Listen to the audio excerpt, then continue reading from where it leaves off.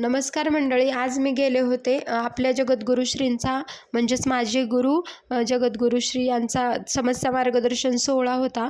तर मी गेले होते खराडी बायपासला।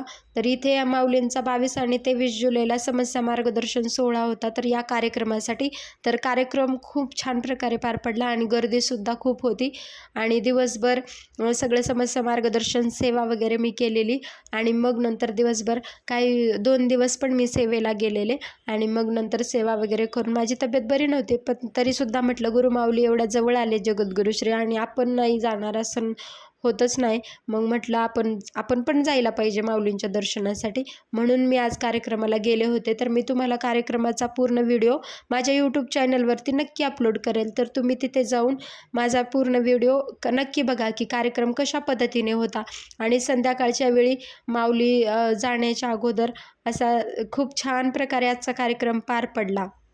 चला तर मग बाय।